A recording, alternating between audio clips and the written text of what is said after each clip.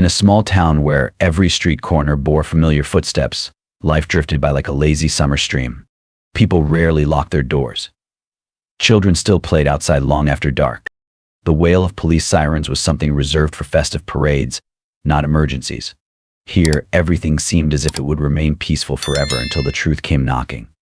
That evening, Maya Rose, a young woman barely in her 20s, was quietly making her way home after a long day working at a small accounting office downtown. Her worn-out flats tapped gently along the park path, where tall trees cast watercolor shadows across the ground. A cool breeze rustled her hair, bringing with it a soothing chill, the only relief after more than 10 hours spent in front of a computer screen. Maya wasn't the kind of person who drew attention. She didn't shine in a crowd, didn't chase the spotlight. But in this town, everyone knew she was decent, respectful, and carried something in her presence that made people instinctively want to protect her. As the daughter of a respected police general, she had grown up with a quiet sense of pride and a watchful caution, not out of fear but from understanding all too well that life wasn't always fair, especially for women of color. And right then, in that seemingly serene moment, something was waiting. Across the street, beneath the hazy glow of a flickering lamppost, sat a patrol car. It was parked silently. Inside were two officers, Jake Mann, 30, tall and broad with a permanent smirk, like the world owed him something, and Ryan Ellis, 33, quieter, but never far behind when his partner stirred up trouble. Tonight there were no calls to answer, no one to protect. Only boredom, the most dangerous enemy of men who wield power without purpose. And as that boredom reached its peak, the line between duty and cruelty began to blur, and they had no idea that the joke they were about to make would cost them everything, maybe even more than that. As Maya walked closer, her footsteps steady beneath the warm glow of the street lamps, her mind was focused on the microwave dinner waiting at home and the half-finished book she planned to return to. She had no idea that just a few steps away, Jake Mann's eyes had already locked onto her figure, like a new form of entertainment. He nudged Ryan Ellis with a smirk, a mischievous glint flashing in his eyes, laced with cheap arrogance. "Watch this," Jake muttered, his smile twisting like a curtain about to rise on some pathetic performance. Before Ryan could respond, Jake swung open the patrol car door and strode to haze Maya. She glanced up at the sound of footsteps behind her, expecting perhaps a routine question, maybe about a suspicious vehicle nearby, or something she might have seen. But then it happened. So sudden, so violating, her brain couldn't even register it in time. A rough hand reached out, and with a calculated flick disguised as clumsy accident, Jake tugged the hem of her skirt. In that instant, the night breeze and humiliation collided, slapping her dignity with a silent, invisible force. Maya froze. The entire park seemed to stop breathing. Jake burst into laughter, his amusement joined by Ryan, who had now stepped out of the vehicle, arms crossed, watching like it was some second-rate comedy they'd seen 100 times. "Relax, it was just a joke," Jake grinned, showing not a trace of remorse. Maya said nothing at first. Her face flushed, not from shame but from fury. Her heartbeat thundered, not out of fear but because her pride had been trampled. And when she did speak, her voice was eerily calm, sharp enough to cut the air. "You'll regret this." Jake shrugged, chuckling. "Come on, it's just a little fun. You should learn to loosen up." Ryan was still laughing, but something flickered in his eyes, a flicker of doubt, as if a part of him realized a line had just been crossed. Maya turned away, walking out of the park with heavy steps. She didn't cry. She didn't scream. But each stride etched something into the ground, an imprint of humiliation, of silenced dignity, of quiet rebellion against a power so recklessly abused. And they, the men in uniform still snickering behind her, had no idea they had just lit the fuse to a storm that would change everything. When Maya got home, the clock was nearing midnight. The porch light cast its usual golden hue across the old wooden steps. Everything looked just as peaceful as ever. But inside her, a storm had already begun to churn. She slipped off her shoes, set her bag on the chair, and stood motionless in the dark. Her hand clutched her phone. Her fingers trembled not from fear, but from the pressure of something rising within, an outrage that refused to stay silent. She opened her contacts. Only one name appeared. General Victor Hayes. Her father, not just one of the region's most respected police generals, but a man who had built his entire life on one principle: justice knows no color, no rank, no badge. He was the one who taught her as a child, when someone abuses their power, you never stay silent. Silence is complicity. Maya pressed call. The phone hadn't rung 3 times when his voice came through deep, steady, just like always. "Sweetheart." "Dad," she replied, her voice hoarse. "I need to tell you something." And she did. Every detail, every smirk, every mocking laugh. Every second she stood still, forcing herself not to explode, not to let her fury turn her into a double victim of both action and assumption. On the other end of the line, he didn't ask questions. He didn't curse. There was only silence, long, heavy, like a stone pressing down on her chest. Then came his reply, low, calm, and unmistakably firm. "You don't have to do anything else. I'll take it from here."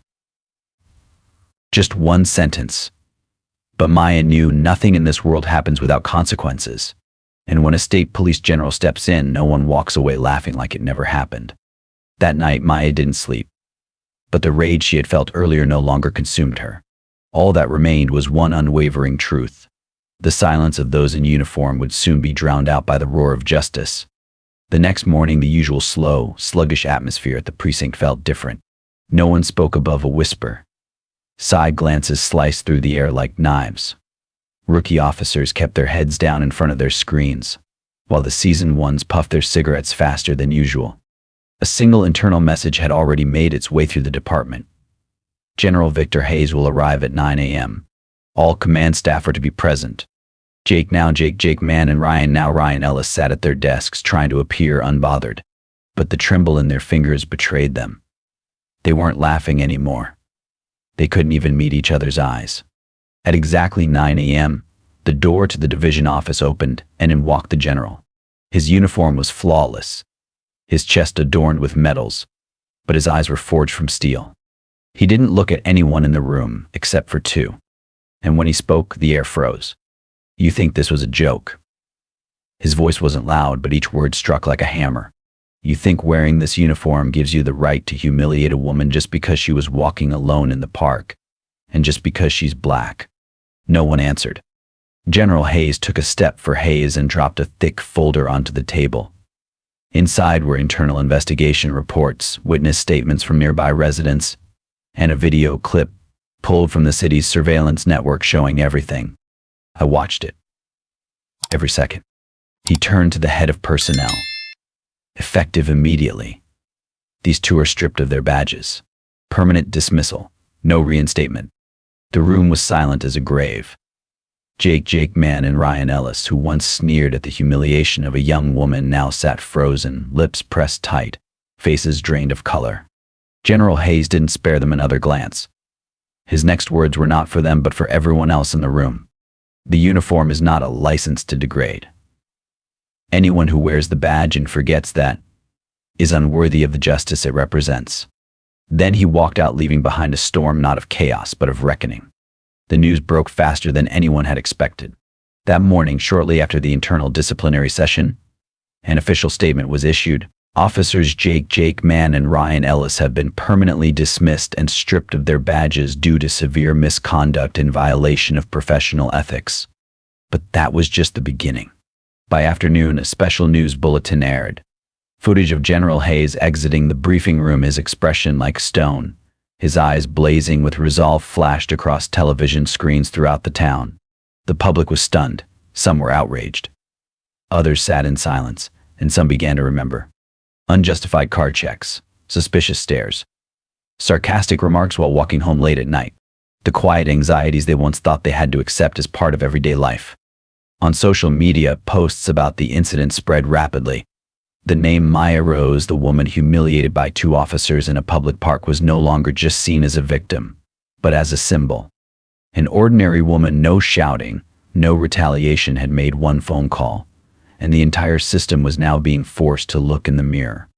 Elsewhere, across town, an emergency meeting was called at police headquarters. Departments began combing through all discrimination complaints from the past 2 years.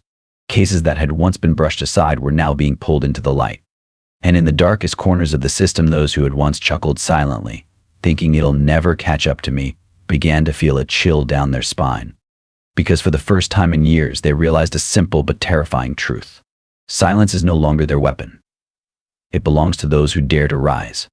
And Maya, sitting quietly in her small apartment under the warm glow of a single lamp, simply watched the news scroll across the screen. She didn't smile. She didn't nod. She only whispered one thing, something she'd believed in for a very long time.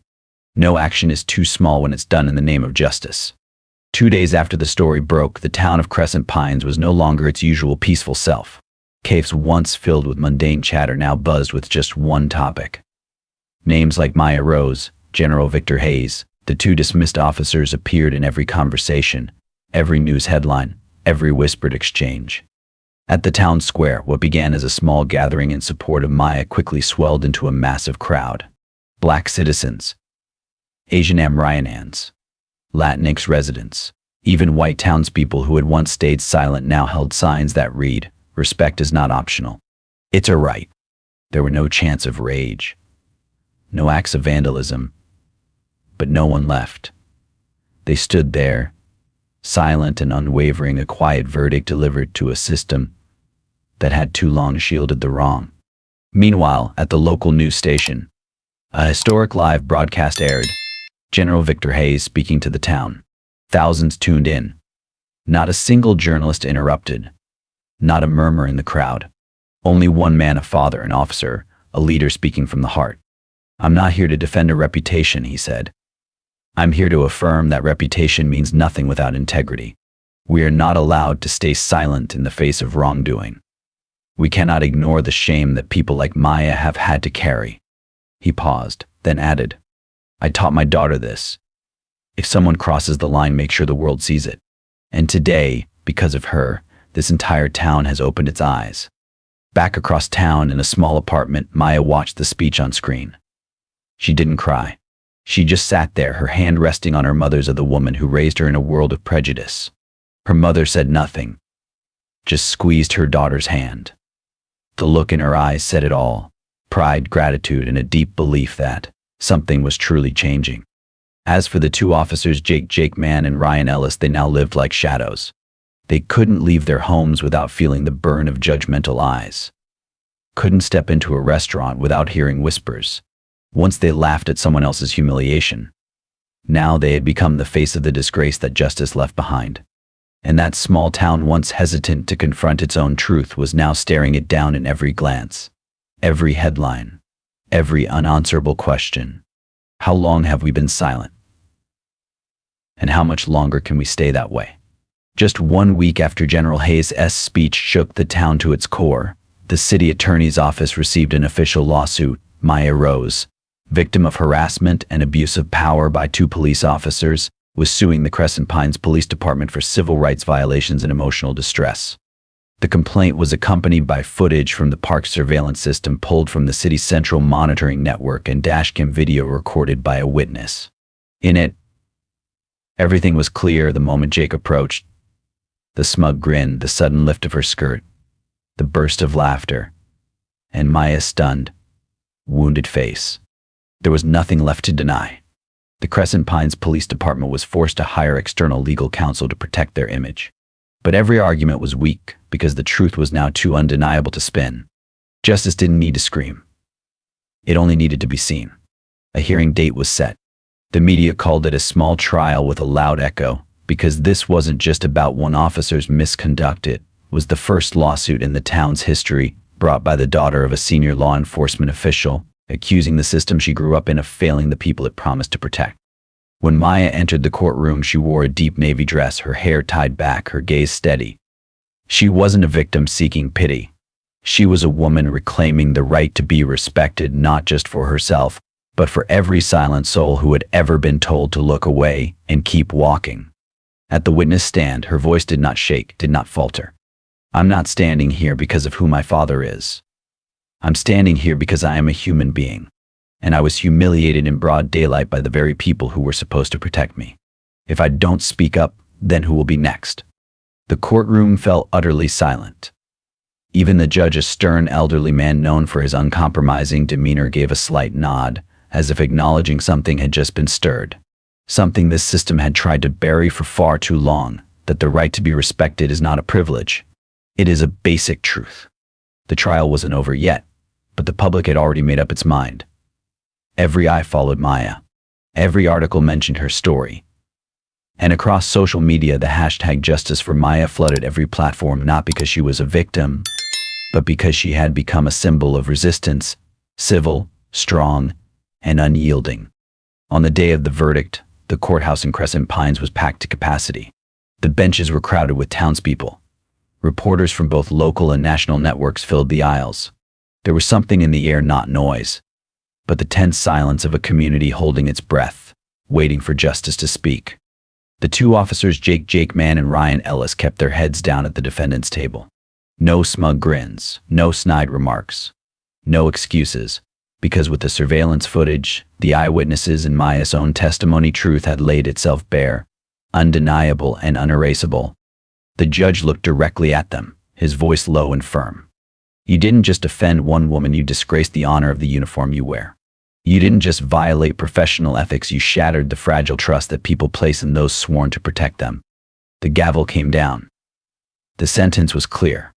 Permanent dismissal from the police force, a lifetime ban from law enforcement across the state, and criminal prosecution for harassment, abuse of power, and public humiliation. No one clapped. No one cheered. But in the eyes of the people of Crescent Pines, especially those who had long suffered in silence, something had been reignited. A hope they hadn't dared to believe in for years, that justice was real. And this time it didn't turn away. Maya stood and left the courtroom with her back straight, her expression calm. She said nothing to the media. She didn't smile. She didn't celebrate. Because she knew this wasn't the end. It was only the beginning. A few days later, General Victor Hayes was invited to speak at a statewide conference on police reform. He didn't deliver a long speech. He said only one sentence. If you want to protect the people, you must first clean your own ranks. That sentence echoed far and wide, quoted thousands of times across social media. It became the rallying cry for a broader wave of change, not only in Crescent Pines, but in countless other small towns where justice had long been treated as a privilege instead of a right. 1 week after the trial, the story of Maya Rose had not faded. News outlets continued to publish images of her leaving the courtroom calm, resolute, eyes alight with conviction. But to her, what had happened was not a victory to be celebrated. It was a responsibility to carry for Hayes. At a talk held at the local high school, Maya was invited to share her story. She stood before hundreds of students, many of whom had never dared believe that someone like them could speak up. She didn't chant slogans or stir outrage. She simply spoke with honesty. I didn't do this because I'm stronger than anyone else. I did it because I didn't want to be the last person who had to endure such humiliation. She ended with a single question for everyone. If it happened to you, would you stay silent or would you make sure the truth was heard? That question rippled out Hayes not only through Crescent Pines but across social media, where thousands shared her story along with one message. Never let silence become complicity.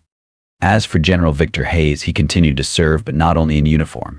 He joined a task force dedicated to reforming police recruitment, firmly believing that ethics, not connections or credentials, should be the first requirement for wearing a badge.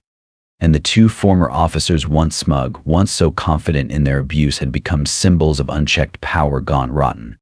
Their names were stricken from every law enforcement registry. Their story, bitter but necessary, was added as mandatory training material for every new police cadet across the state. Through this story, we learn that justice doesn't arrive on its own, and power never corrects itself voluntarily. Someone has to stand up. Someone has to dare to say, enough. Maya's story is not the only one, but it is a reminder that anyone can become a spark of light in a system that's slowly losing the trust of its people. We want to hear your thoughts. What do you think about this story?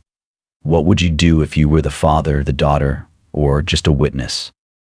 Leave your comment below. And together, let's ask ourselves and our communities this one question.